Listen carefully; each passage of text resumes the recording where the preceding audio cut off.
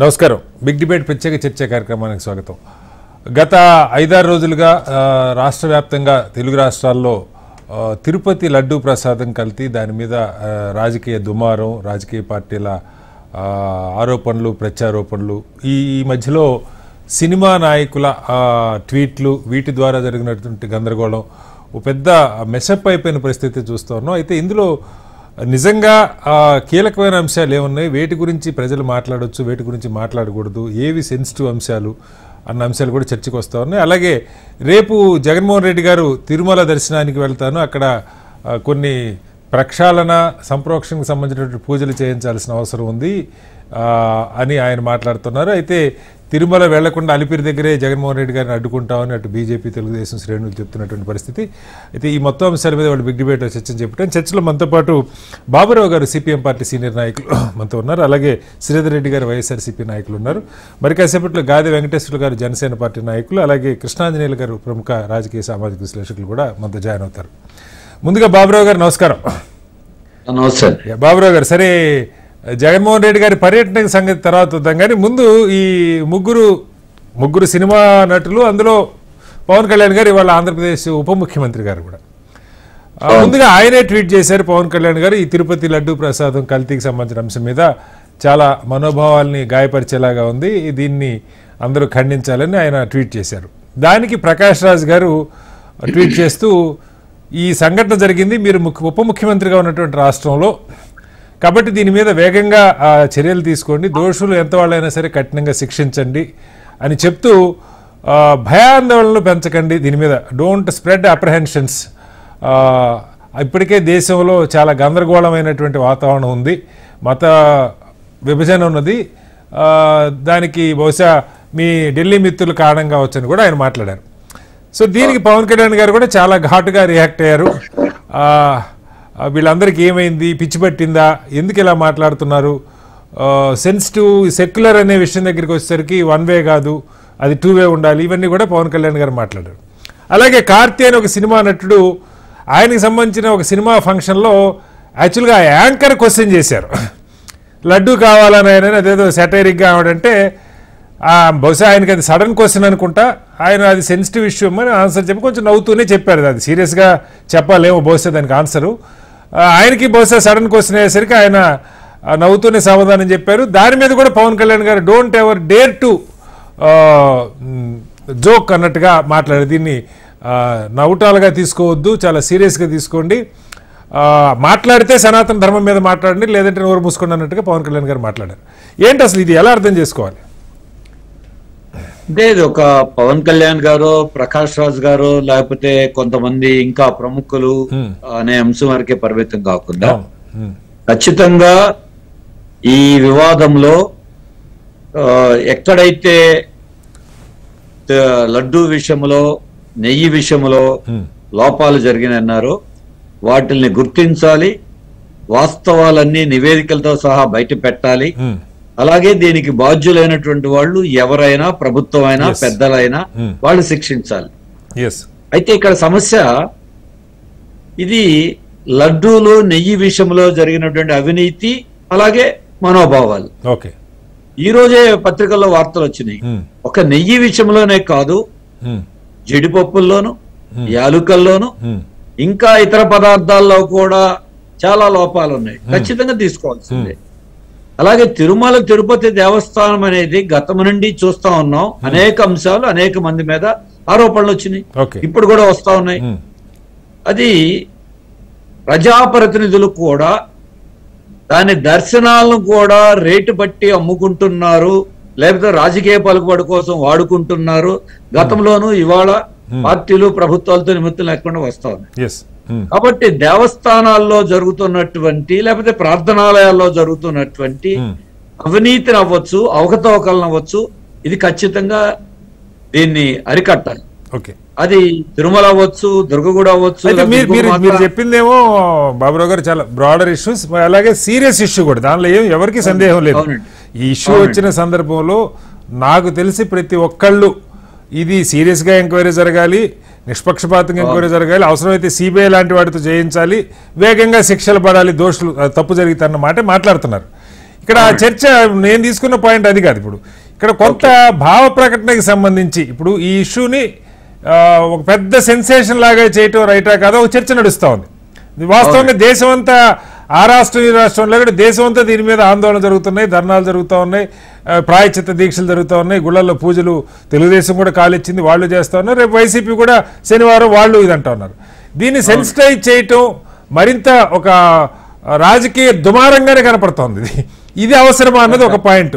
దీనికి విషయంలో ప్రకాష్ రాజ్ గారు చెప్పింది దాన్ని మనందరి మనోభావాలు గాయపడతాయి, దాన్ని పెద్ద గందరగోళంగా ప్రచారం కాకుండా యాక్షన్ తీసుకోండి అని ఆయన కోరుతా ఉన్నారు. ఎలా అర్థం చేసుకోవాలి? అవునండి, ఖచ్చితంగా ఈ వివాదంలో యాక్షన్ తీసుకోవాల్సిందే.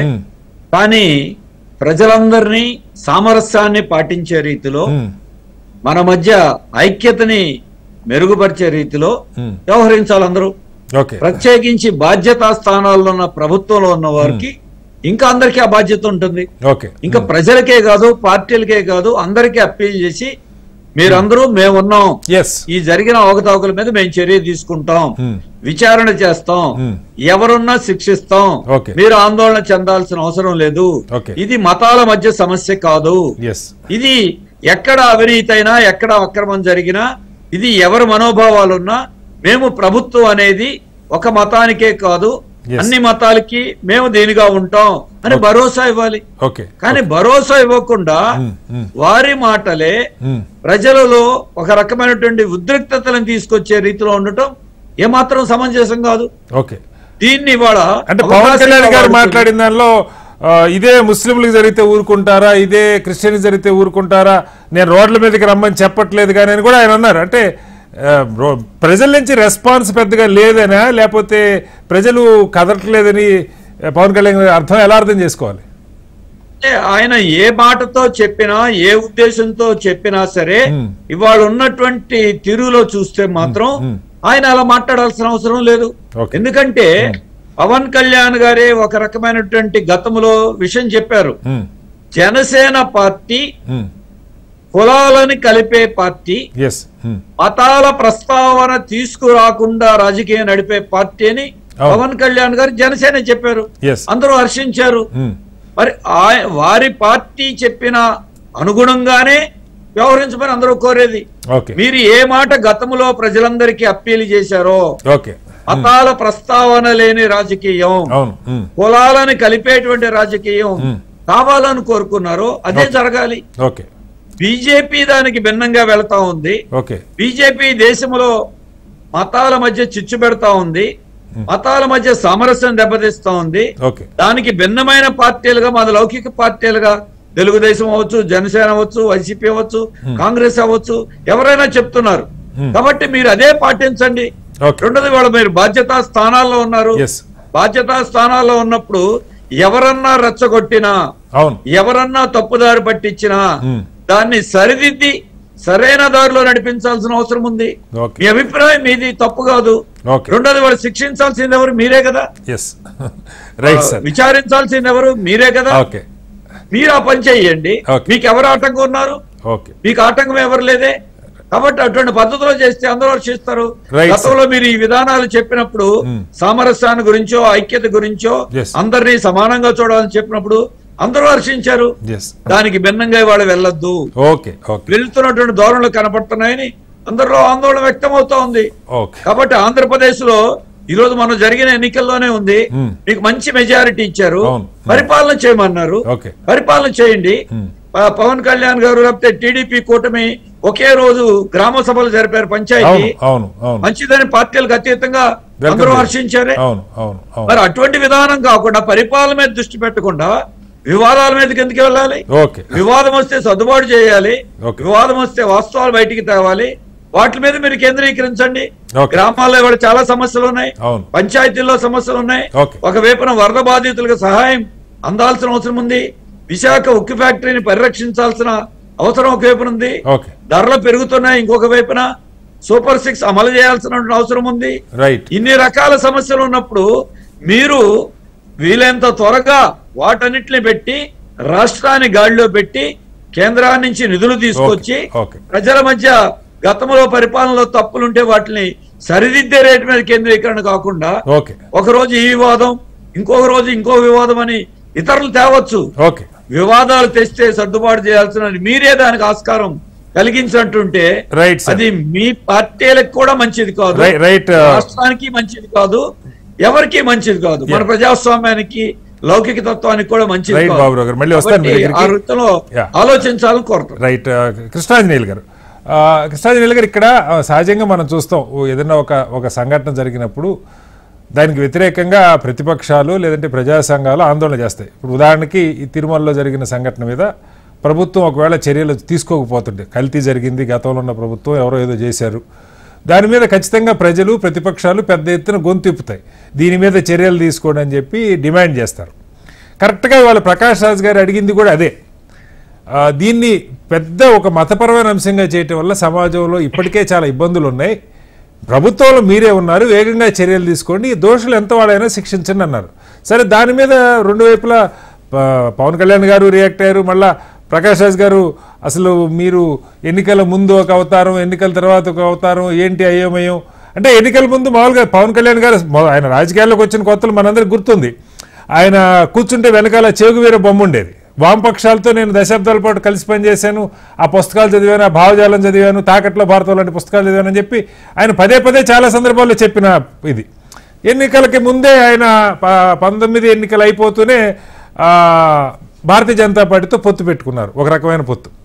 సో అది కంటిన్యూ అవుతుంది. అయితే ఇక్కడ ఇప్పుడు బాబురావు గారు చెప్పినట్టు పవన్ కళ్యాణ్ గారిని సెక్యులర్ వాది కాదని ఎవరు అనలేరు. మామూలుగా ఆయన ఇవాళ కూడా నిన్న మాట్లాడిన దానిలో కూడా నేను మదర్సాలను గౌరవిస్తాను, చర్చిలను గౌరవిస్తాను, వాటికి డొనేషన్లు కూడా ఇచ్చానని చెప్తున్నారు.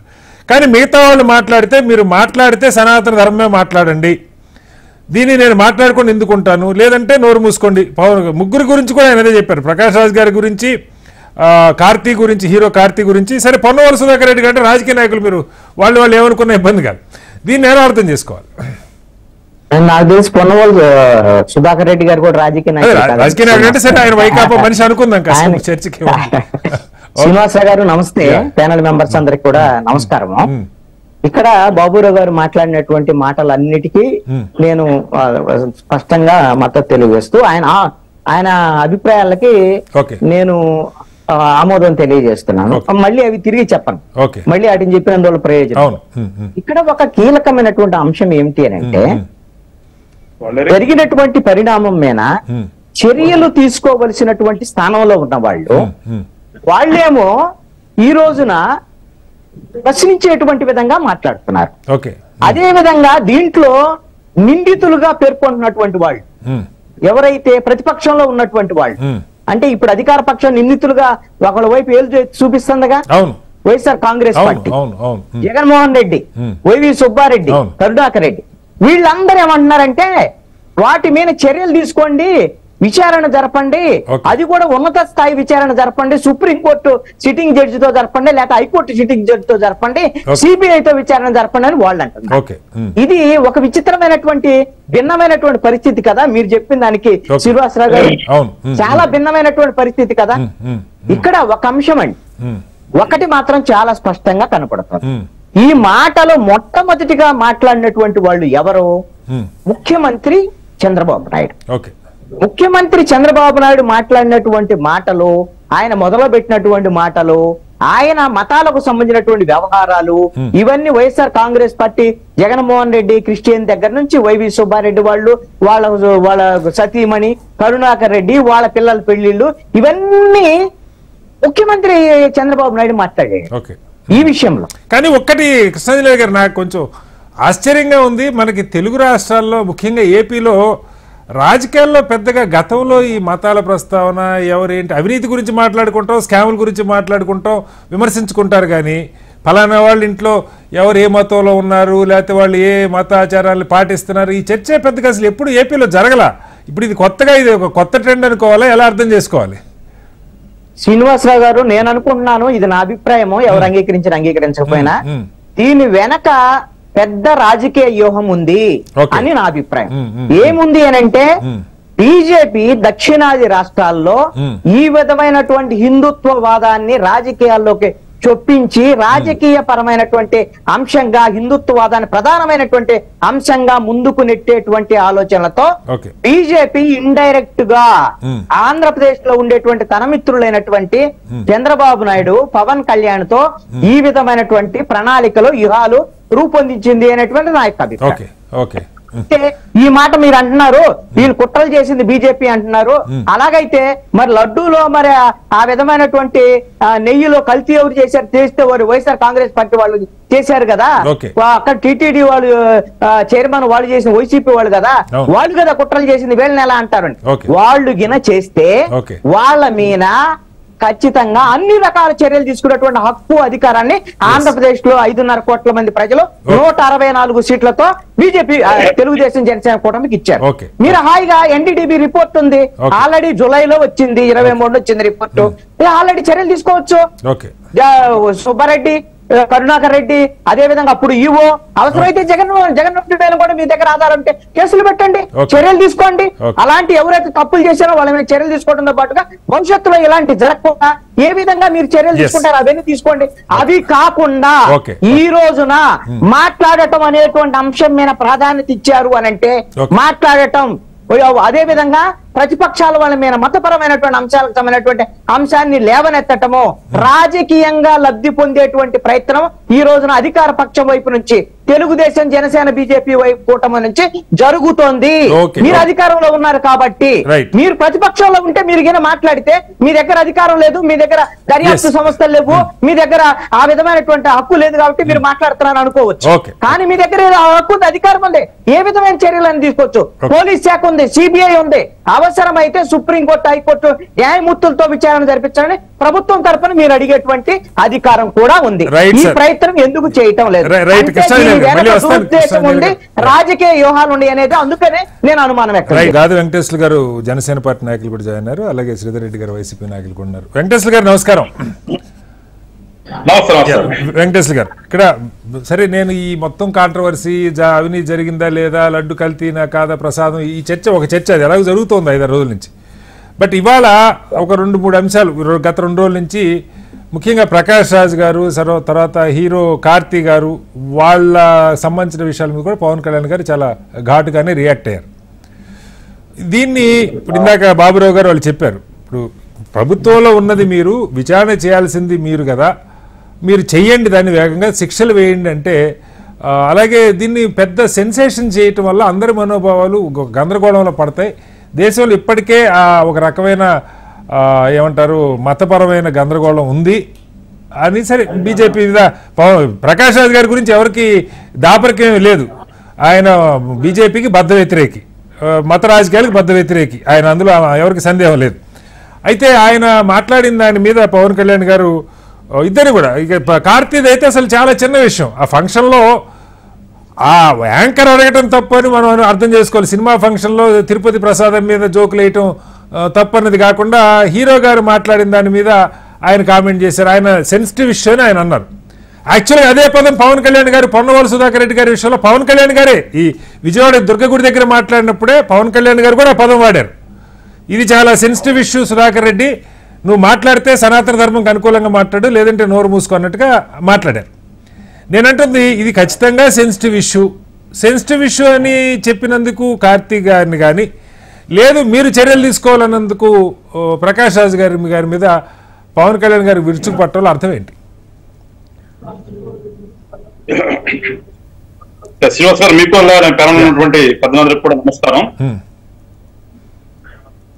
వాస్తవంగా వాళ్ళిద్దరూ ఏం కామెంట్ చేశారో ఆ కామెంట్ అయితే నేను చూడలేదు. మీరు చెప్పిన దాన్ని బట్టి నాకు అర్థమైంది, ఆయన ఊరికనే సెన్సిటివ్ విషయం అంటే రిజెక్ట్ అవుతారండి ఎవరన్నా? మీకు మొత్తం కావాలంటే నేను చదివి వినిపిస్తాను సార్ ట్వీట్ ఇప్పుడే. వెంకటేశ్వర గారు ట్వీట్ కాదు నేను అంటుంది, ఆయన అక్కడ ఎక్కడైతే మీరు చెప్పారు ఏదో ఫంక్షన్ లో యాంకర్ అడిగిన దానికి మాట్లాడినటువంటి మాట, హీరో కార్తీ ఎటకారంగా మాట్లాడాలని, ఎటకారం ఎందుకు అన్నారు సార్ నాకు తెలిసినంత. ఓకే, అవును, ఆయన ఏదో ఎటకారంగా మాట్లాడితే ఎటకారంగా మాట్లాడే విషయమా అది కరెక్ట్ కాదు కానీ ఆ మాట అన్నట్టుగా నాకైతే నాకున్నంత వరకు. ఇకపోతే ప్రకాష్ రాజ్ గారి గురించి మీకు తెలుసు, మీరే చెప్పారు ఇప్పుడు. ఆయన పూర్తిగా హిందూ వ్యతిరేకి. హిందూ బీజేపీ వ్యతిరేకి సార్, హిందూ వ్యతిరేకి ఆయన. ఇప్పుడు మీకు ప్రకాష్ రాజు స్వయంగా గుళ్ళకెళ్ళి పూజలు చేసిన సందర్భాలు, స్వయంగా వాళ్ళ బిడ్డలు మొక్కులు తెచ్చుకున్న సందర్భాలు బోల్డ్ ఉన్నాయి. ఆయన హిందూ వ్యతిరేకి లేదు, దైవభక్తుడు కాదని అనలేదు, బీజేపీ వ్యతిరేకి, అందులో నాకైతే సందేహం లేదు. అంటే ఐ మీన్ నేను అంటుంది ఏంటంటే బీజేపీ వ్యతిరేక అంటే ఆయన నాకు తెలిసినంత వరకు దాన్ని అట్లా కన్వర్ట్ అంటే చేసుకుంటే బీజేపీ వ్యతిరేకులంతా హిందూ వ్యతిరేకులని అర్థం చేసుకోవాలా సార్? అది కాదు నేను అంటుంది. ఆయన ఎప్పుడూ కూడా ప్రకాష్ రాజు గారు అనే వ్యక్తి ఎప్పుడూ కూడా ఏదైనా వస్తే బీజేపీని హిందూయిజం గా కట్టి దాని మీద మాట్లాడతాడు. ఒక పొలిటికల్ పార్టీగా మాట్లాడితే నేను కూడా మాట్లాడను. ఎప్పుడు మీరు అన్నట్టుగానే ఆయన ఏం తీసుకొస్తాడు, బీజేపీని హిందూ కింద పెట్టి మాట్లాడతాడు కాబట్టి నేను ఆ మాట మాట్లాడుతున్నాను. చెప్పండి. సో ఇప్పుడు జరిగింది ఇక్కడ ఆంధ్ర రాష్ట్రం ఇష్యూ. అవును సరే, తిరుమల అనేది ప్రపంచం వ్యాప్తంగా అవసరమైనటువంటి ఇష్యూ. ఇప్పుడు మేము పవన్ కళ్యాణ్ గారు మాట్లాడింది ఏంటి, లేదా ప్రభుత్వం మాట్లాడింది ఏంటి? అంటే పవన్ కళ్యాణ్ గారు అన్నది ఏంటంటే, కాదు సార్, పవన్ కళ్యాణ్ గారు అన్నది ఏంటంటే వెంకటేశ్వర గారు, నేను హిందూ ధర్మం అపవిత్రమైందని మాట్లాడుతుంటే దీంతో మీకేం సంబంధం, నేను క్రిస్టియన్స్ గురించి మాట్లాడానా లేకపోతే ముస్లిమ్స్ గురించి మాట్లాడానా, మీరెందుకు ఇన్వాల్వ్ అవుతున్నారు స్వయంగా పవన్ కళ్యాణ్ గారు ప్రకాష్ రాజ్ గారిని క్వశ్చన్ చేశారు. సో ఓకే సరే, అదే మాట్లాడదాం కదా, చెప్పండి. ఇప్పుడు పవన్ కళ్యాణ్ గారు ప్రభుత్వంలో ఉన్నప్పటికీ కూడా జరిగినటువంటి అపచారానికి ఆయన కొంచెం ఫీల్ అయ్యి క్షమించు స్వామి అనే తరపులో పశ్చాత్తాప దీక్ష అని చెప్పి ఒకటి తీసుకుని ఆయన వచ్చారు. వచ్చిన దాని మీద మీరు కామెంట్ చేయాల్సిన అవసరం లేదు కదా. మీకేంటండి అంత దుగ్ధేంటి? ఎస్ జరిగింది తప్పు అనుకోండి, మీరు కూడా ఆ వేళ రండి. ఎస్ నిజంగా తిరుమలలో కనుక జరుగుంటే ఆయన అదే చెప్పారు. గాలి వెంకటేశ్వర గారు, మీరు కావాలంటే నా ప్రోగ్రామ్ అయిపోయిన తర్వాత ప్రకాష్ రాజ్ గారి ట్వీట్ చూడండి. జరిగింది పూర్తిగా తప్పు, దాని మీద చర్యలు తీసుకోండి, ఎంక్వైరీ చేయండి, మీరే ఉప ముఖ్యమంత్రిగా ఉన్నారు. ఆయన అడిగింది ఒక్కటే, దీన్ని ఓ పెద్ద సెన్సేషనల్ గా మనం చేయొద్దు, ఎందుకంటే హిందూ ముస్లింల ఐక్యత దెబ్బతింటుందేమో, ఆ మతాల పరమైన విభజన వస్తుందేమో అన్న కోణంలో మాట్లాడారు. అంతకంటే ఏమల్లా పవన్ కళ్యాణ్ గారు కూడా దాన్ని I respect you Prakash Raj గారు 2-3 సార్లు అన్నారు కూడా.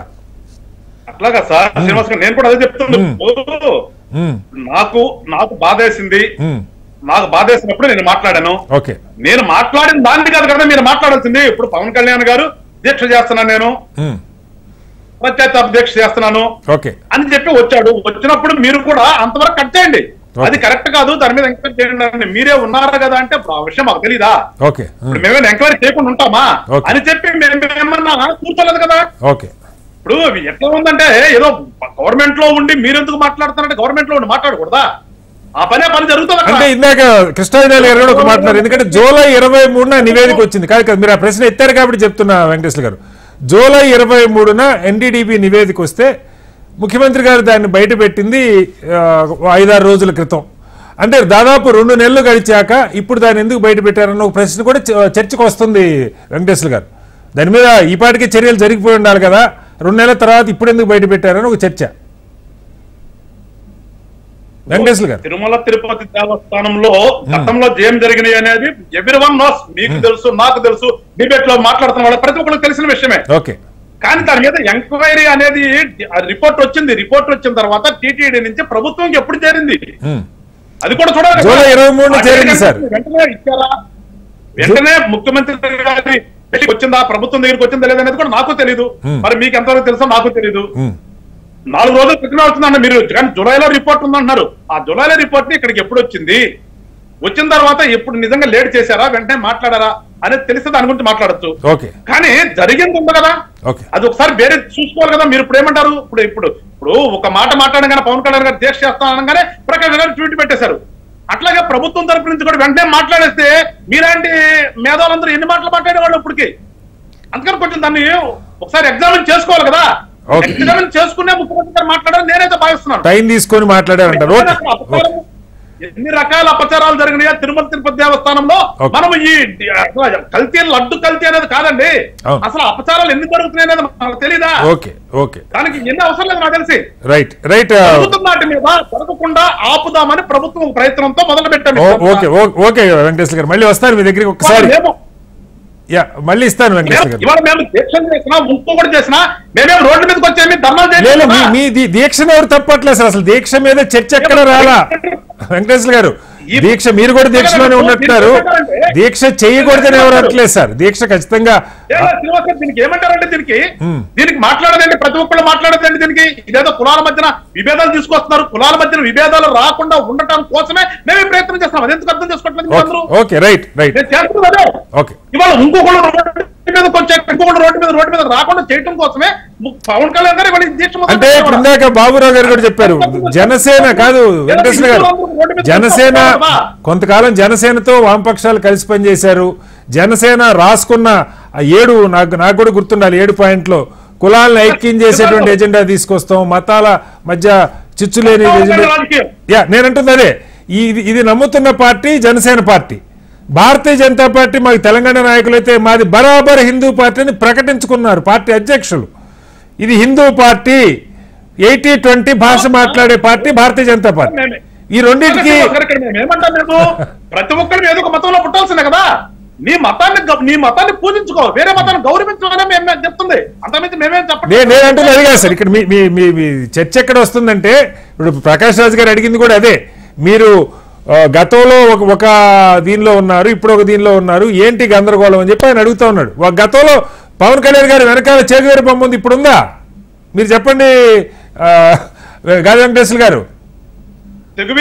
సెగవీరా బొమ్మ అనేది మా డయాస్ మీద పెట్టలేదు సార్, ఎప్పుడు కూడా ఆఫీస్ లో ఉంది, డయాస్ మీద పెట్టలేదు. మీరు డయాస్ మాది ఆఫీస్ కట్టిన తర్వాత ఆఫీస్ లో సింబల్స్ వేసాం, మా సింబల్స్ ఉంటాయి. సెగవీరా బొమ్మ పక్కన ఉంటుంది, అది ఉంటుంది, అది ముందు కూర్చొని కదా. రైట్ సార్, మళ్ళీ వస్తాను. నేనే మీ ఇష్టం అనుకోండి, మీ పార్టీ మీరు ఏం పెట్టుకోవాలనుకుంటుంది మీ ఇష్టం.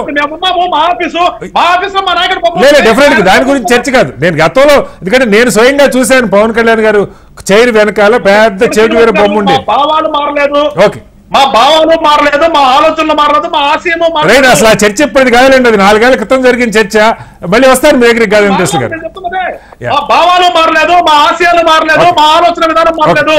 మేము ఈ రాష్ట్రం భవిష్యత్తు కోసం ఏదైతే ఒక కూటమిగా ఏర్పడ్డామో ఆ కూటమిలో ఉన్నంత మాత్రం మేమేదో ఇంకోటి అయిపోము.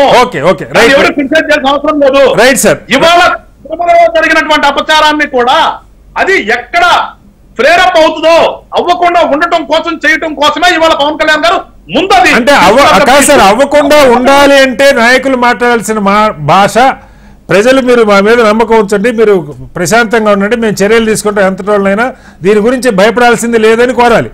కానీ అది కాకుండా మేము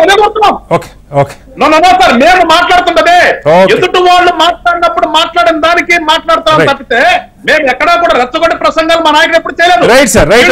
ఓకే వెంకటేశ్వర గారు మళ్ళీ వస్తారు. శ్రీధర్ రెడ్డి గారు, ఇది సరే, దీనిలో ఏం జరిగింది? ఇది ప్రభుత్వం ఒక సిట్ వేసింది, సిట్ తేలుస్తుంది. ఆల్రెడీ ఒక కేసు కూడా పోలీసులు టీటీడీ కంప్లైంట్ మీద కేసు ఫైల్ చేసినట్టున్నారు. ఇదొక అంశం అయితే, ఇప్పటికే దీని మీద ఒక గందరగోళం రాష్ట్రంలో, 2 తెలుగు రాష్ట్రాల్లో, ఆ మాటకు వస్తే దేశంలో కూడా చాలా చోట్ల జరిగిన ప్రదర్శనలు, ర్యాలీలు, గందరగోళం అంతా జరుగుతూ ఉంది. దీనికి తోడుగా మీరు కూడా రేపు శనివారం నాడు వైసీపీ పార్టీ రాష్ట్ర వ్యాప్తంగా గుళ్లల్లో పూజలు చేయాలి. అలాగే జగన్మోహన్ రెడ్డి గారు రేపు రాత్రికి తిరుమల చేరుకుంటారు, రేపు మధ్యాహ్నం, రేపు సాయంత్రం, ఎల్లుండి దర్శనం చేసుకుంటారని ఆల్రెడీ మొన్న మనం చూసాం. కరుణాకర్ రెడ్డి గారు వెళ్తే అరెస్ట్ చేశారు. అంటే ఒక సెన్సిటివ్ వాతావరణం అయితే ఉంది. దీన్ని మరింత ఫ్లేరప్ చేయటం కాదా జగన్మోహన్ రెడ్డి గారి పర్యటన దేనికోసం ఉద్దేశించింది? శ్రీనివాస్ గారు నమస్కారం అండి, పెద్దవాళ్ళకి ప్రేక్షకులకు నమస్కారం అండి. ఓకే, శ్రీనివాస్ గారు, జగన్మోహన్ రెడ్డి గారు ఏమి అక్కడ ఫ్లేరప్ చేసి గొడవలు చేయడానికి వెళ్ళట్లేదండి. స్వామివారిని దర్శనం చేసుకొని, గతంలో కూడా చాలా సార్లు వెళ్ళారు, ఈసారి కూడా వెళ్ళి దర్శనం చేసుకొని వస్తున్నారు. ఇందుట్లో ఎక్కడ కూడా ఆయన నేను వెళ్ళి అక్కడ ధర్నా చేస్తానను లేకపోతే రెచ్చగొడతాను అంటే ఆయన ఎక్కడ మీడియాతో మాట్లాడరా కొండ మీద? మా బహుశా మాట్లాడకపోవచ్చు.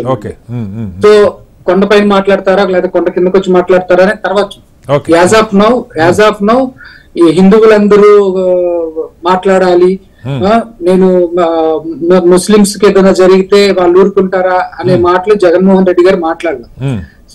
దీక్ష అంటూ బూట్లు వేసుకొని ఎప్పుడు దీక్ష చేయలేదు. సో ఇలాంటి కాంట్రవర్సీస్ అన్నిటికి కూడా మేము చాలా దూరంగా ఉంటాము. ఏ రోజు కూడా మా పార్టీ పెట్టి దాదాపు 12 సంవత్సరాలు దాటిపోయి 13 సంవత్సరం నడుస్తా ఉంది, 14 సంవత్సరం నడుస్తా ఉంది. ఈ 14 సంవత్సరాల్లో కూడా ఏ రోజు కూడా మేము కులాల గాని మతాలతో గాని ఒక రాజకీయంగా మాట్లాడాల. మా సాధ్యమైనంత వరకు అందరినీ కూడా సమానంగా అంటే ఇక్కడ కూడా అసలు ఇష్యూ కులాలకి మతాలకు సంబంధించింది కాదు సార్. తిరుమల లడ్డులో కల్తీ జరిగింది ఇష్యూ. మీ దగ్గరికి వస్తున్నా, చెప్పండి. ఇక్కడ జరిగింది ఏంటి? తిరుమల తిరుపతి దేవస్థానంలో పంపించాల్సిన క్వాలిటీకి డౌన్, అదే సబ్ స్టాండర్డ్ క్వాలిటీ తోటి స్టాక్స్ పంపించారనేది అపవాదు. ఓకే, మేమేం చెప్తున్నాం?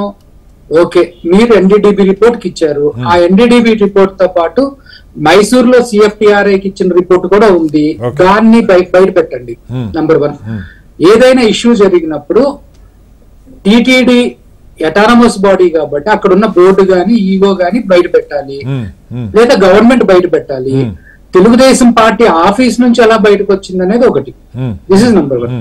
నంబర్ 2, మీరు ఎప్పుడైతే జూలైలో ట్రక్స్ వెనక్కి పంపించారో, పంపించినప్పుడు వాళ్ళకి ఇచ్చిన షోకాజ్ నోటీస్ లో ఈ యానిమల్ ఫ్యాట్ ఉందని ఎందుకు రాయలేదు? This is number 1. ఇక్కడ మీకు ఇంకొక బ్రేకింగ్ న్యూస్ ఇప్పుడే చెప్తా అండి. కొంచెం ఎవరైనా చూస్తే ఇక్కడ చదవండి, నేను జూమ్ చేయలేను, మీరే చదవండి. తిరుమల నెయ్యి ట్యాంకర్లకు జీపీఎస్ ఎలక్ట్రానిక్ లాకింగ్. తిరుమలకు పంపే నందిని ఆవు నెయ్యి ట్యాంకర్లకు జీపీఎస్ ఎలక్ట్రానిక్ లాకింగ్ వ్యవస్థను ఏర్పాటు చేసినట్లు కర్ణాటక మిల్క్ ఫెడరేషన్ అధికారులు తెలిపారు. ఎలక్ట్రిక్ లాకింగ్ వల్ల మార్గ మధ్యంలో ఎవరు ట్యాంకర్ ను ఓపెన్ చేయలేరని, టీటీడీ అధికారులు ఓటీపీ ఎంటర్ చేస్తేనే ఓపెన్ అవుతుందని, టీటీడీకి నెల రోజుల క్రితం నుంచి నెయ్యి సరఫరా పునరుద్ధరించామని వివరించారు. కాంట్రవర్సీ జరిగి 10 రోజులు 15 రోజులు అవుతుంది. ఇందాక ఈయన ఏం చెప్తా, 10 రోజులు అవుతుంది. ఇందాక మన వెంకటేశ్వర్లు గారు మాట్లాడుతూ ప్రభుత్వానికి ఇంకా రిపోర్ట్ రాలేదేమో అది ఇది అని మాట్లాడారు. మరి నెల రోజుల క్రితం ఈ నందిని నెయ్యిని ఎలా సరఫరా చేస్తున్నారండి? ఏ బేస్ మీద చేస్తున్నారు? ఒకవేళ ఇవాళ వరకు తెలుగుదేశం వాళ్ళు వాదిస్తున్నటువంటి వాదనలో ఆవు నెయ్యి 1000 రూపాయలు, 1200 రూపాయలు, 1500 రూపాయలు పబ్లిక్ మార్కెట్ లో ఉంటే వీళ్ళకి అదే రేటు చెల్లిస్తున్నారా, లేకపోతే మరి ఏ విధంగా చేస్తున్నారనేది క్లారిటీ ఇవ్వాలి. రైట్, అంటే నా చర్చ కాదు సార్ ఇవాళ ఆ విచారణ. మన పాయింట్ వద్దాం. జగన్మోహన్ రెడ్డి గారి పర్యటన గురించి చెప్పండి. పవన్ కళ్యాణ్ గారు ఏంటంటే అండి, గతంలో కూడా ఎప్పుడైనా గానీ ఆయన చెప్పిందే 10 మంది వినాలి గాని 10 మంది అసలు జనాలు ఏమనుకుంటున్నారు అనేది అనరు. ఆయన గతంలో 2024 ఎలక్షన్స్ ముందు నేను మనల్ని ఎవరు ఆపేది అనేది జనాల్ని రెచ్చగొడతాను కాదు, అది అప్పుడు ఉన్నటువంటి ఆయన ప్రొవోకింగ్ కాకపోవచ్చు అంటారు. అలాగే నేను నిబద్ధత గల పౌరుణ్ణి అంటూనే నేషనల్ హైవే మీద టాప్ ఎక్కేసి ప్రయాణం చేస్తారు. సో ఇవాళ కూడా బయటకు వచ్చి ఏం మాట్లాడతారు? దీక్ష చేయాలి మనం అంటారు, హిందువులు బయటకు రండి అంటారు. సో ఇలాంటి వాటిని ఉద్దేశిస్తూ ప్రకాష్ రాజ్ గారు ఏం చెప్పారంటే, మీరు చర్యలు తీసుకోవాల్సిన పొజిషన్ లో మీరున్నారు. వైఎస్ఆర్సీపీ గాని ఇంకో పార్టీ గాని ఎవరైనా చర్యలు తీసుకోవద్దన్నారా? ఎంక్వైరీ చేయొద్దన్నారా? లేదు. అలా చేయాల్సిన స్టేజ్ లో మీరు అది చేయకుండా ఇప్పటికే దేశంలో అనేక కులాల మధ్య మతాల మధ్య తగాదాలు ఉన్నాయి, ఈ తగాదాలను ఆపండి, ఈ తగాదాలను ప్రోత్సహించేలాగా మీరు మాట్లాడకండి అని ప్రకాష్ రాజ్ గారు మాట్లాడారు. అందుట్లో ఎలాంటి తప్పు లేదు. నేను బాబురావు గారు మాట్లాడింది కానీ కృష్ణాంజనేయులు గారు మాట్లాడిన దాంట్లో పూర్తిగా ఏకీభవిస్తున్నా. ఇక్కడ ప్రభుత్వంలో ఉన్నటువంటి వాళ్ళు సంయమనం పాటిస్తూ పూర్తిగా చర్యలు తీసుకోండి. నిజంగా తిరుమల తిరుపతి దేవస్థానంలో సరఫరాకి ఎటువంటి అవరోధం జరిగినా లేకపోతే సబ్ స్టాండర్డ్ క్వాలిటీ స్టాక్స్ వెళ్ళినా ఖచ్చితంగా ఓకే. ఇది సరే, పవన్ కళ్యాణ్ గారు లేకపోతే ప్రకాష్ రాజ్ గారు కూడా దాని గురించి వాళ్ళు చెప్పారు. నేను మిమ్మల్ని అడుగుతున్నది, అంటే మనకి టైం కన్స్టెంట్ కూడా ఉంటుంది సార్. మీరు ఒకటి చెప్పండి, జగన్మోహన్ రెడ్డి గారు రేపు అక్కడికి వెళ్ళటం వల్ల ఆయనకి వెళ్ళే హక్కు లేదా అంటే నేనేం చెప్పలేను కానీ, బట్ ఆల్రెడీ ఒక గందరగోళం. ఇప్పుడు తెలుగుదేశం ఒకటి ప్రకటించారు, బీజేపీ అయితే అసలు ఆయన డిక్లరేషన్ ఇచ్చినా కూడా వెళ్ళటానికి మధ్యలో కొత్తగా డిక్లరేషన్ అంశం ఒకటి చర్చకు వచ్చింది. డిక్లరేషన్ ఇచ్చినా వెళ్ళటానికి వీళ్ళేదో బీజేపీ నాయకులు మాట్లాడుతున్నారు. శ్రీనివాస్ గారు, నేను ఇక్కడ ఇదే అడుగుతున్నానండి, అసలు తెలుగుదేశం వాళ్ళు, బీజేపీ వాళ్ళు, జనసేన వాళ్ళ స్టాండ్ ఏంటి? డిక్లరేషన్ అనేది ఓన్లీ జగన్మోహన్ రెడ్డి గారు మాత్రమే ఇవ్వాలా, మిగిలిన వాళ్ళు కూడా ఇవ్వాలా? మన రాష్ట్ర హోం మంత్రి అనిత గారు స్వయంగా ఏం చెప్పారు? నేను క్రిస్టియన్ ని, నా బ్యాగ్ లో బైబిల్ పెట్టుకొని తిరుగుతా అన్నారు. ఆవిడ రీసెంట్ గా తిరుమలకి వెళ్ళారు. మరి ఆవిడ డిక్లరేషన్ మీద సైన్ చేశారా? ఓకే. అబ్దుల్ నజీర్ గారు ఉన్నారు మన గవర్నర్ గారు, తిరుమల దర్శనానికి వెళ్ళారు, సైన్ చేశారా? ఇదే జగన్మోహన్ రెడ్డి గారు 2019 అంటే ఆ రూల్ ఏదో అంతకు ముందు ఉండే రూల్ ని వైసీపీ వచ్చినప్పుడు తీసేశారని చెప్పి చెప్తా ఉన్నారు. ఒక్క నిమిషం 2019 నుంచి 2024 మధ్యలో జగన్మోహన్ రెడ్డి గారు మోడీ గారితో కలిసి 3-4 సార్లు దర్శనానికి వెళ్ళారు. ఒకటి. రెండోది 2019 ఎలక్షన్స్ ముందు కూడా జగన్మోహన్ రెడ్డి గారు వెళ్ళారు. 2019 ఎలక్షన్స్ ముందు ఉన్న రూల్ ఏమైనా డిక్లరేషన్ రూల్ ని సవరించారా? 1987 లో ఈ డిక్లరేషన్ రూల్ వచ్చింది. అది కూడా ఏంటంటే వైకుంఠం క్యూ కాంప్లెక్స్ లో 17వ నంబర్ కౌంటర్ దగ్గర డిక్లరేషన్ ఫామ్ మీద సంతకం చేయాలి. అంటే అన్య మత విశ్వాసాలను నమ్మేవాళ్ళు, మతాచారాలను పాటించేవాళ్ళు, అన్ని మతస్థులు ఫ్రాంక్లీ స్పీకింగ్. సో ఇక్కడ అక్కడ అది చేయాలి. వీళ్ళు బీజేపీ వాళ్ళు ఏమంటారు, అసలు జగన్మోహన్ రెడ్డిని మేము కొండే ఎక్కనేమో అలిపేరు దగ్గర అంటారు. అంటే డిక్లరేషన్ ఇవ్వాల్సిందేమో 17వ నంబర్ కౌంటర్ దగ్గర. మీరెవరండి అలిపేరు దగ్గర రావడానికి? What is the right you have? Okay okay. So this is number 1 point. Number 2 point, 2009కి ముందు కూడా జగన్మోహన్ రెడ్డి గారు 2009 అండి, 2014 గురించి మాట్లాడారు. 2009 ముందు కూడా జగన్మోహన్ రెడ్డి గారు దర్శనం చేసుకున్నారు. 2012లో జగన్మోహన్ రెడ్డి గారు దర్శనం చేసుకున్నప్పుడు టీటీడీ ఈఓ గారు స్వయంగా ఎల్వి సుబ్రహ్మణ్యం గారు ఒక స్టేట్మెంట్ ఇచ్చారు. ఆల్రెడీ జగన్మోహన్ రెడ్డి గారు ఇంత ముందు దర్శనం చేసుకున్నారు కాబట్టి ఈ రూలు వర్తించదు అని చెప్పి స్టేట్మెంట్ ఇచ్చారు. సో అప్పుడు ఒకవేళ 1987 లో ఉన్నటువంటి జీవోని గాని లేకపోతే ఆ ఉన్నటువంటి సాంప్రదాయాన్ని గాని వైఎస్ఆర్సీపీ ప్రభుత్వం వీళ్ళు చెబుతున్నట్టు 2024 ముందే ఏమన్నా సవరించారా? 2019-24 మధ్యలో ఓపెన్ చేసి చెప్పారు. ఓన్లీ కాంట్రవర్సీ చేయడానికి తప్పితే. ఇప్పుడు ఒకే ఒక నిమిషం అండి, విజయవాడలో బాధితులు ఎవరైతే వరద బాధితులు ఉన్నారో వాళ్ళందరూ రోడ్డు మీదకి వస్తే పోలీసులు లాఠీ చార్జ్ కొడుతున్నారు. జనసేన నాయకులు మచిలీపట్నంలో తెలుగుదేశం నాయకులు కొట్టి కాళ్ళు పట్టించుకుంటే దాని గురించి పవన్ కళ్యాణ్ గారు ప్రాయశ్చిత్త దీక్ష చేయరు. బాలినేని శ్రీనివాసరెడ్డి గారు పార్టీలో చేరుతుంటే తెలుగుదేశం నాయకులు ఆయన ఫ్లెక్సించుతున్నా ఇలాంటి వాటి గురించి పట్టించుకోకుండా కేవలం ఓటు బ్యాంక్ రాజకీయాలు లేకపోతే కాంట్రవర్సీస్ క్రియేట్ చేయడం కోసం మాత్రమే నడుపుతున్నారు అనేది మా రైట్ సార్. అది ఓకే, ఇలాగే మీరు డైవర్షన్ పాలిటిక్స్ అని మీరు అనొచ్చు. బాబురావు గారు, ఇక్కడ ఒకటి, ఇప్పుడు మనం మిగతా అందరూ మాట్లాడింది మీరు విన్నారు. గతంలో ఎప్పుడూ లేని చర్చలు మనకి తెలుగు రాష్ట్రాల్లో, పవన్ కళ్యాణ్ గారి భార్య మతం ఏంటి, లేకపోతే ప్రకాష్ రాజ్ గారి తల్లిదే మతం, ఏ మతాచారాలను అంటే ఈ చర్చ క్రమంగా మన ఇళ్లల్లోకి మన విశ్వాసాల్లోకి తొంగి చూస్తున్న పరిస్థితి కనపడుతుంది. బాబురావు గారు, దీనికి మూలాలు ఎక్కడ? ఇది ఎటువైపు దారితీస్తుంది? నిజంగా సమాజంలో మతం నా వ్యక్తిగతం, నా ఇంట్లో నా పూజ గదికి సంబంధించి లేదా నా ప్రార్థన చేసుకునే ప్రదేశానికి సంబంధించింది కాకుండా ఇది బహిర్గతంగా చాలా పెద్ద ఎత్తున ఈ రకమైన చర్చలు రాష్ట్రంలో జరుగుతున్నాయి. ఇది ఎటు దారితీస్తుంది? బాబురావు గారు మ్యూట్లో ఉన్నారు, ఒకసారి అన్మ్యూట్ చేసి మాట్లాడండి. ఇది చాలా ప్రమాదకరమైన పరిస్థితికి దారితీస్తుంది. దీనికి మూలం ఎక్కడుందంటే, కేంద్రంలో బీజేపీ అధికారంలోకి వచ్చిన తర్వాత దేశవ్యాప్తంగా రాజ్యాంగ సూత్రాలని, ప్రభుత్వాలని, వ్యవస్థలని వినియోగించుకొని మనం మౌలికమైనటువంటి విధానాలను దెబ్బతీస్తున్నారు. 2, ఆ బీజేపీతో ఆంధ్రప్రదేశ్ లో తెలుగుదేశం, జనసేన జతకట్టడం, వారు ఒక ఉద్దేశంతో జతకట్టామని చెప్పారు. కానీ బీజేపీ ట్రాప్ లో, బీజేపీ ఎజెండా ట్రాప్ లో ఈ 2 పార్టీలు పడి బీజేపీ ఒక మతతత్వ రాజకీయాలకి, విద్వేష రాజకీయాలకి ఆంధ్రప్రదేశ్ లో మీరు అవకాశం కల్పిస్తా ఉన్నారు. ఇప్పటికైనా పునరాలోచన చేసుకోండి. ఏం చెప్పారు మనకి? భారతదేశం, ఆంధ్రప్రదేశ్, వికసిత్ భారత్, వికసిత్ ఆంధ్రప్రదేశ్ అన్నారు. 2047 అన్నారు. టెక్నాలజీ అన్నారు. మనం ముందుకెళ్తున్నామా, వెనక్కి వెళ్తున్నామా? ఈ కాంట్రవర్సీస్ తో అభివృద్ధిలో ముందుకెళ్తామా, లేదు ప్రజల మధ్య ఐక్యతేస్తామా, లేదు మీరు వెనక్కి తీసుకెళ్తా ఉన్నారు. ఈ ట్రాప్ లో పడద్దు. ఇటువంటి ట్రాప్ లో పడినటువంటి ప్రాంతీయ పార్టీలన్నీ కూడా బీజేపీకి అవకాశం ఇచ్చి వారు దెబ్బతినిపోయారు. శివసేనని మనం చూడలేదా? అన్నాడీఎంకే ఏం చూడలేదా? మొత్తం దేశంలో అన్ని ఇక్కడ పంజాబ్ లో ఆంధ్రప్రదేశ్లో శిరోమణి అకాలీ దళ్ లేకపోతే జేడీయూ అన్నీ ఉన్నాయండి. ఇవాళ వాళ్ళ మత ఎజెండాని మీ ద్వారా అమలు చేయించే ప్రయత్నాలు చేస్తున్నారు. Okay. ఆఖరికి వాళ్ళు ఇవాళ డిమాండ్ లోకి తెస్తున్నారు వాళ్ళ అనుచరులందరూ కూడా. ఏమని? అసలు దేవస్థానాలు ప్రభుత్వ కంట్రోల్ ఎందుకు ఉండాలి, అవును. ప్రార్థనాలయాలు ప్రభుత్వ కంట్రోల్ ఎందుకు ఉండాలి? ప్రభుత్వ కంట్రోల్లో ఉంటేనే ఇలా ఉంది. ఇక రేపు ఎవరి చేతిలో ఉండాలి? ఓకే ఓకే రామ్దేవ్ బాబా గారి చేతిలో ఉండాలా, లేకపోతే ఇంకెవరి చేతిలో ఉండాలి? Okay. ఇందులో మీరు కూడా గమనించండి, రాష్ట్రాలకి కూడా హక్కు లేకుండా అవును. కేంద్రం పైనుండి పెత్తనం చేయాలనుకుంటే Okay. దానికి అవకాశం టీడీపీ జనసేన ఇస్తా ఉంది. ఇంకోవైపున జగన్మోహన్ రెడ్డి గారు మోడీ గారికి లేఖ రాస్తారు.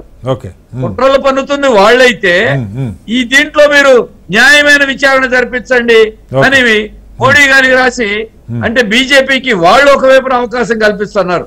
ఒకటే, మతం ఎవరు వ్యక్తిగతమైంది, ఎవరు ఏ రకమైనటువంటి ఆచారాలు పాటించవచ్చు, లేదు వాళ్ళు దీక్షలు చేయొచ్చు, తప్పు కాదు. ఓకే ఈ దీక్షలకి ప్రభుత్వానికి ఏమిటి సంబంధం అని అడుగుతా ఉన్నాం. ఓకే ఓకే మీరు దీక్షల పేరుగా ఒక వ్యక్తిగా చేసుకోండి, మీ ఇంట్లో ఏ పూజలైనా చేసుకోండి, ఏ మతవాడు అయినా చేసుకోండి, కానీ మతాన్ని రాజకీయాలతో కలపొద్దు, మతాన్ని పరిపాలనతో కలపొద్దు.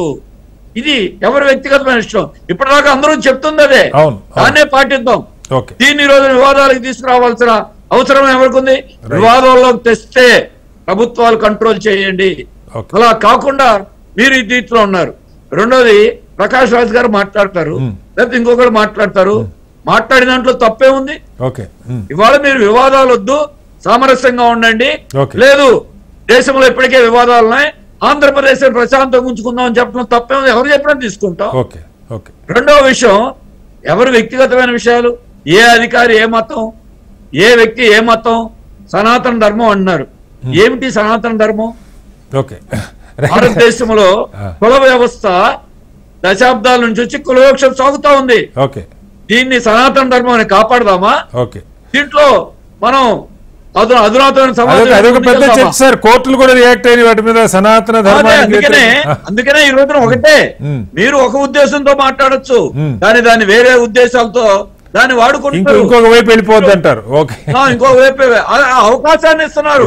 రెండోది ఇంకోటి ఏం మాట్లాడుతున్నారు, మీరందరూ రెస్పాండ్ అవ్వండి అంటున్నారు. ఎగ్జాక్ట్లీ. అంటే జనం అందరి పని దేని మీద రెస్పాండ్ అవ్వాలి?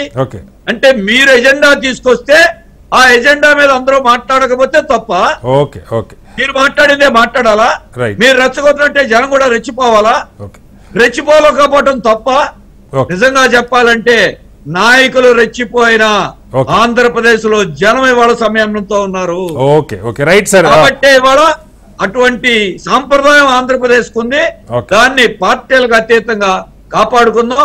ఇప్పటికైనా చెప్పేది ఏంటంటే, చంద్రబాబు నాయుడు గారైనా పవన్ కళ్యాణ్ గారైనా కూటమి ప్రభుత్వం అయినా ఇచ్చిన హామీల అమలు మీద దృష్టి పెట్టండి. రెండోది, రాష్ట్ర అభివృద్ధి మీద దృష్టి పెట్టండి. వాటిల్ని వదిలేసి వివాదాలు మంచిది కాదు, రాష్ట్రానికి మంచిది.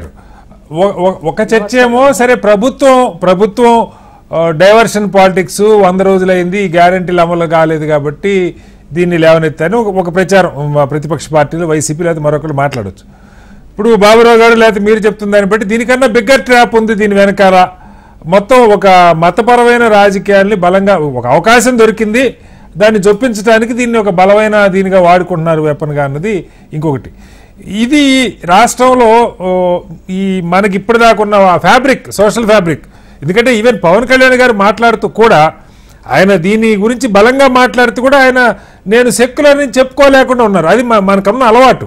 నేను చర్చికి వెళ్ళేవాడిని అని చెప్పుకున్నారు, చిన్నప్పుడు మా మిషనరీ స్కూల్లో చదువుకున్నానని చెప్పుకున్నారు, లేదా అక్కడ కొన్ని బైబిల్ వాక్యాలు ఆయన కోట్ చేశారు, మదర్సాలకి డొనేషన్స్ ఇచ్చారు. ఇది మనం అన్ని మతాలని సమానంగా చూసే వాతావరణం ఆంధ్రప్రదేశ్లో ఉండింది.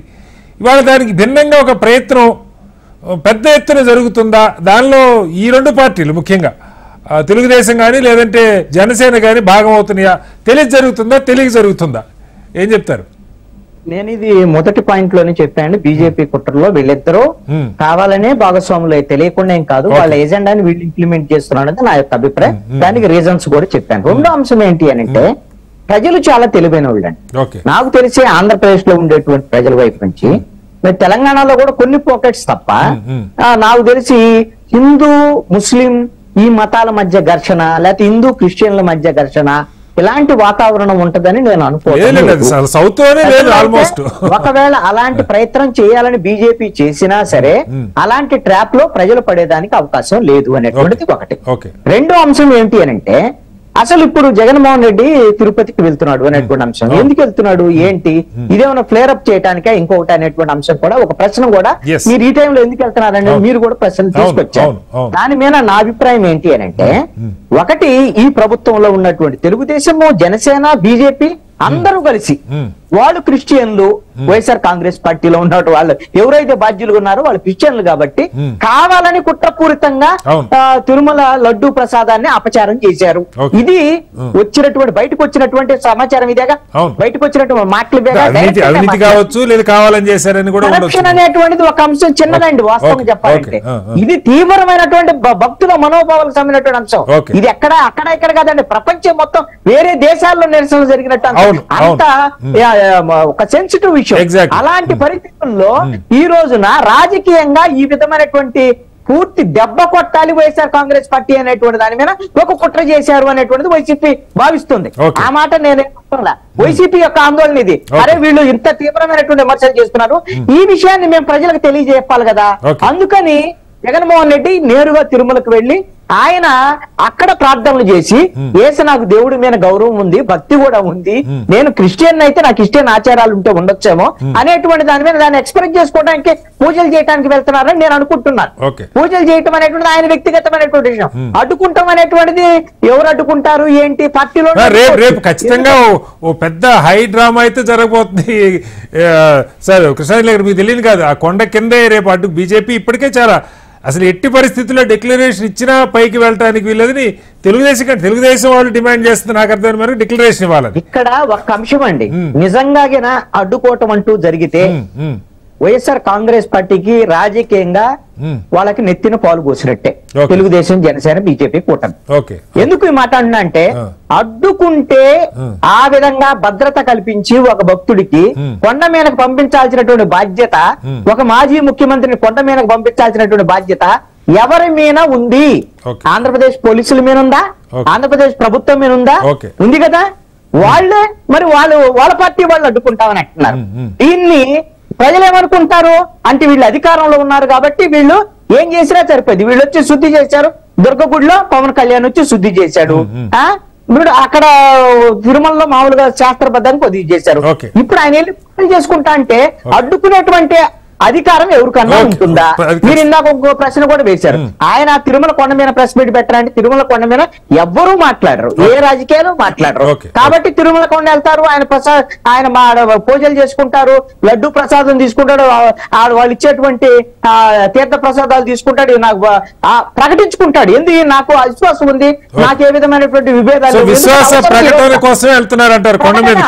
చేసి విశ్వాస ప్రకటన చేసి రాష్ట్ర వ్యాప్తంగా ఉన్నటువంటి వైఎస్ఆర్ కాంగ్రెస్ పార్టీ వాళ్ళని అన్ని దేవాలయాల్లో పూజలు చేయమని ఏమని, ఈ రోజున అధికారంలో ఉండేటువంటి చంద్రబాబు నాయుడు ఈ విధమైనటువంటి అసత్యమైనటువంటి ప్రచారాలు చేసి పాపం చేశారు, ఆ పాపానికి ప్రక్షాళన కోసం వీళ్ళు ఈ విధమైన పూజలు చేయమని అడుగుతున్నారు. అంటే ఈ రోజున రాజకీయంగా తెలుగుదేశం, జనసేన, వైఎస్ఆర్ కాంగ్రెస్ పార్టీ టార్గెట్ చేసింది వైసీపీని. వైసీపీ ఈ రోజున డిఫెన్స్ లో కనీసం జనానికి మాకు ఆ విధమైనటువంటి ఇవి లేవు అని చెప్పుకునేటువంటి ప్రయత్నం వాళ్ళు చేయాలి కదా, ఆ విధమైనటువంటి ప్రయత్నం చేస్తున్నారు. ఒకవేళ అడ్డుకునేటువంటి ప్రయత్నం అనేటువంటిది అన్ని సందర్భాల్లో జరగవచ్చండి. ఎందుకంటే అమిత్ షా లాంటి వాళ్లే కేంద్ర హోంమంత్రిగా ఉన్నప్పుడు పోయిన ఎన్డీఏ కూటమి 2019 ఎన్నికలకు ముందు అమిత్ షా లాంటి వాళ్ళు తిరుపతికి వస్తేనే అడ్డుకునేటువంటి ప్రయత్నాలు జరిగాయి. అప్పుడు ఎవరు అడ్డుకున్నారో అందరికి తెలుసు కదా. అప్పుడు అధికారంలో ఉన్న వాళ్ళే, కేంద్రంలో అధికారంలో ఉన్న వాళ్ళు, పాత మిత్రులు ఇద్దరు కలిసి వర్షాలు వచ్చాయని అడ్డుకునేటువంటి ప్రయత్నం చేశారు. ఎప్పుడు కూడా ఎదుటి వాళ్ళ యొక్క హక్కుల్ని కాలు రాసేటువంటి విధంగా అది కూడా అధికార పక్షంలో ఉండేటువంటి వాళ్ళు వ్యవహరిస్తే ప్రజలు హర్షించేటువంటి. మళ్ళీ వస్తాను మీ దగ్గరికి. వెంకటేశ్వర గారు, ఫైనల్ గా చెప్పండి, అంటే దీని మీద ఇప్పుడు జగన్మోహన్ రెడ్డి గారి పర్యటన మీద ఏంటి జనసేన స్టాండ్ ఏంటి? ఆయన నిజంగా వెళ్తే అది ఖచ్చితంగా ఒక గందరగోళ వాతావరణం ఉండబోతుంది రేపు, అందులో ఏమీ సందేహం లేదు. బట్ ప్రభుత్వంలో ఇప్పుడు పవన్ కళ్యాణ్ గారు ముఖ్యమంత్రిగా ఉన్నారు, ఆయనకు వెళ్లే హక్కు ఉందా లేదా, వెళ్ళనిస్తారా, అడ్డుకుంటారా, అరెస్ట్ చేస్తారా, ఏం చేయబోతున్నారు? ఒకటండి, ఇప్పుడు మీరు అన్నట్టుగా గందరగోళం చేయడానికి వెళ్తున్నారా, నిజంగా భక్తి వెళ్తున్నారా? ఆయన ధర్నా చేయబోవట్లేదని శ్రీధర్ రెడ్డి గారు చెప్పారు. ఆయన కొండ మీదకి వెళ్ళి పూజ చేసుకొని వస్తారని చెప్పి చెప్తా ఉన్నారు. దానికన్నా భిన్నంగా జరిగితే అది వేరు. ఇప్పుడు రాష్ట్ర ప్రజలందరూ తెలుసండి, జగన్మోహన్ రెడ్డి గారు ఎక్కడ పూజ చేస్తారు, ఎక్కడ పూజ చేయరు అనేది తెలుసు. ఇందాక వారు చెప్పిన ఆయన గుడికి వెళ్ళలేనా? తిరుమల చాలా సార్లు వెళ్ళారు కదా, మోడీ గారితోటే వెళ్ళారు, విడిగా కూడా వెళ్ళారు చాలా సందర్భాల్లో. శ్రీనివాస్ గారు 2009 ముందు వెళ్ళారు అన్నారు. ఏ రకంగా వెళ్ళారు? 2009 ముందు ఒక ముఖ్యమంత్రి గారు తనయుడు లాగా వెళ్ళాడు. తర్వాత ఇప్పుడు మోడీ గారితో పాటు కలిసి అంటే ముఖ్యమంత్రి హోదాలో ఆయన ఎవరు ప్రధానమంత్రి వస్తాడు కాబట్టి వెళ్ళాలి కాబట్టి వెళ్ళాడు. అట్లా లెక్కేసుకుంటే ఎట్లా? ఇప్పుడు సరే వెళ్ళినా వెళ్ళొద్దని నేను అనట్లేదు. నేను ఏమంటానంటే ఇప్పుడు కాంట్రవర్సీ జరుగుతుంది, ఇప్పుడు ఏళ్ళన్నీ నీ వైపు చూపిస్తున్నాయి, అక్కడ అపచారం చేసింది నువ్వేనని.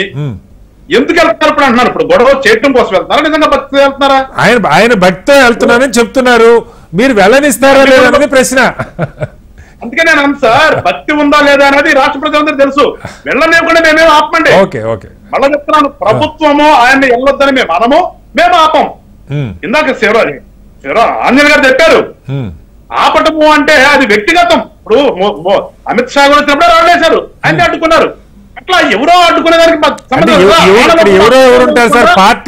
పార్టీల క్యాడర్ కాకుండా జనం వచ్చి రాజేసే పరిస్థితి దేశంలో. సార్ అందరూ చెప్తున్నాను, ప్రభుత్వ పరంగా మేము అది అరికట్టాలి కాబట్టి ఖచ్చితంగా అక్కడేమన్నా అలాంటి అసాంఘిక కార్యక్రమాలు జరిగితే ఖచ్చితంగా అడ్డుకుంటాం. మేము ప్రభుత్వం చేయాల్సిన పని ప్రభుత్వం చేస్తుంది. కానీ ఇవాళ ఎందుకు గొడవ చేయటం కోసమే జగన్మోహన్ రెడ్డి గారు వెళ్ళవలసిన ఆవశ్యకత ఏంటి? పిలిపించారు కదా అన్ని దేవాలయాల్లో పూజలు చేయమని. మీరు కూడా చేయండి, ఇక్కడ మీరు కూడా చేయండి సార్. అంటే ఎందుకన్నానంటే ఇప్పుడు నిన్న మొన్న కాదు వెంకటేశ్వర గారు, కరుణాకర్ రెడ్డి గారు వెళ్ళారు. సింపుల్, ఆయన మీడియాలో వచ్చింది ఏంటంటే ఆయన కొండ మీదకి వెళ్ళి గుడి ఎదురుగా హారతి పట్టుకొని దాని మీద ప్రమాణం చేస్తా ఉన్నారు, నా కుటుంబం సర్వనాశనం అయిపోద్ది ఇందులో అవినీతి చేస్తే అని చెప్పి. దాన్ని అక్కడేం ధర్నా లేదు, రాస్తారోకో లేదు, రాజకీయం కాదు, ఆయన ప్రమాణం చేస్తున్నారు. దాన్ని అడ్డుకున్నారుగా ప్రభుత్వం, పోలీసులు వచ్చి అరెస్ట్ చేశారు కదా. నేను అంటుంది అది సార్, అలా చేయటం లేదు కదండి అక్కడ. అది కూడా తప్పే కదా. అక్కడ తిరుమలలో బయటికి వెళ్ళి ప్రమాణాలు చేస్తాను ఉందా? మీకు తెలుసు ప్రమాణాలు చేయటం తిరుపతిలో. ప్రమాణాలు చేయటం ఉంది ఎప్పుడైనా? రైట్ రైట్ రైట్ ఓకే, అట్లయితే ఓకే. అది కొండ మీద అది కూడా రాజకీయ కింద కాబట్టి ఇప్పుడు ఓకే రైట్. అవును కదా, అది ఎట్లా చేస్తారు అది? రైట్ ఓకే, టైం అయిపోతుంది సార్. తిరుపతిలో కింద చేయండి. ఓకే, తిరుపతిలో కింద అయిపోయావా, పైకి పోతాం. మంచి పాయింట్ రైట్ చేశారు శ్రీధర్ రెడ్డి గారు. ఆ ప్రమాణం ఏదో కాదు కదా, నీ ఇంట్లో పరిస్థితి వేరు. రైట్ రైట్ రైట్ అదే వెంకటేశ్వర గారు, టైం తక్కువ ఉంది, మన్నించాలి. శ్రీధర్ రెడ్డి గారు ఆఖరిగా చెప్పండి, ఈ ప్రమాణాలు కానీ మరొకటైనా జగన్మోహన్ రెడ్డి గారు రేపు వెళ్ళటం కూడా ఖచ్చితంగా దీనిలో అటు అధికార పక్షం చేస్తున్నది రాజకీయమే, ప్రతిపక్షం చేస్తున్నది రాజకీయమే. దీనిలో దీనివల్ల మరింతగా ఫ్లేర్ అప్ అవటం కాదా అంటే ఏం చెప్తారు? Last sentence, 1 minute time.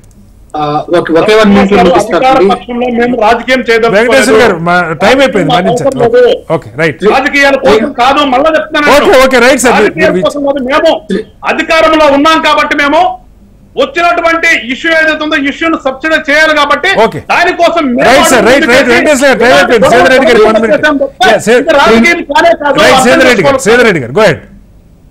Srinivas గారు క్లియర్ గా మా పార్టీ పెట్టి దాదాపు 13 సంవత్సరాలు దాటిపోయినా గానీ ఏ రోజున కూడా ప్రొవోకింగ్ వర్డ్ గానీ ప్రొవోకింగ్ సెంటెన్స్ గానీ జగన్మోహన్ రెడ్డి గారు గానీ మా పార్టీ నుంచి గానీ చేయలేదు.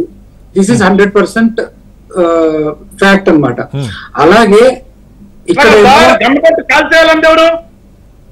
ఏ ముఖ్యమంత్రి హోదాలో ఉండి నా ఇంటికి కూడా పీకడం ఎవరు?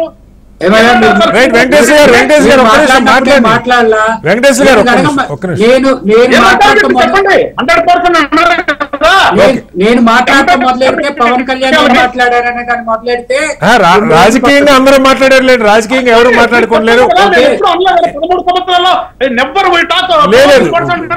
ఆపండి స్వామి, మీరు ఆపండి. ఒక్క నిమిషం సార్, టైం అయిపోయింది.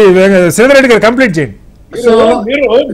వెంకటేశ్వర గారు ప్లీజ్, వెంకటేశ్వర గారు ఒక నిమిషం టైం అయిపోయింది. మేము ఎలాంటి గొడవలు చేయము, ఏమో దండం పెట్టుకొని వస్తాము. రైట్ సార్, ఇది క్లారిటీ. ఒకే ఒక్క నిమిషం అండి. బీజేపీ వాళ్ళేమో అలిపిరి దగ్గరే జగన్మోహన్ రెడ్డిని అడ్డుకుంటామంటారు. ఓకే. ఈ జనసేన నాయకులేమో మేము అడ్డుకోము, ఓకే. అధికారులు అడ్డుకుంటారంటారు. ఓకే. సో వీళ్ళల్లో వీళ్ళ క్లారిటీ అధికారులు అడ్డుకుంటారు అనలేదు సార్ ఆయన. అధికారులు కూడా అడ్డుకోరు. ఎవరన్నా థర్డ్ పార్టీ ఏమన్నా చేస్తే దాన్ని అడ్డుకోదని. అదే సార్, అదే అంటే థర్డ్ పార్టీ వచ్చి చేసే పరిస్థితిలో ఉందంటే వీళ్ళ అధికారులు ఏమాత్రం నిర్వహిస్తున్నారో కనపడతాం. Right sir. మొత్తంగా ఇది పరిస్థితి. ఆంధ్రప్రదేశ్ లో ఒక గందరగోళం అయితే కనపడుతుంది. తిరుపతి మహాప్రసాదానికి సంబంధించి కల్తీ జరిగిందా లేదా, రాజకీయ నాయకులు ఏం మాట్లాడుతున్నారు, ఇది ఎటువైపు వెళ్ళబోతుంది, అంతిమంగా కోట్లాది మంది భక్తులు కోరుకుంటున్నది అయితే దీని వివాదం కావటం కంటే దీనిలో వేగంగా విచారణ జరిగి దోషులకు శిక్ష పడాలి. నిజంగా అది జరిగిందా లేదా ప్రజలకు తేటతెల్లం కావాల్సిన అవసరం అయితే ఉంది. ప్రజలు అదే కోరుకుంటున్నారు, భక్తులు అదే కోరుకుంటున్నారు. చర్చలో పాల్గొన్న గాది వెంకటేశ్వర గారికి, శ్రీధర్ రెడ్డి గారికి, బాబురావు గారికి, కృష్ణాంజలి గారికి ధన్యవాదాలు. ఇది వాళ్ళ బిగ్ డిబేట్. రేపు మరోస్తూ మళ్ళీ కలుద్దాం. అందరూ నమస్కారం. సెలవు.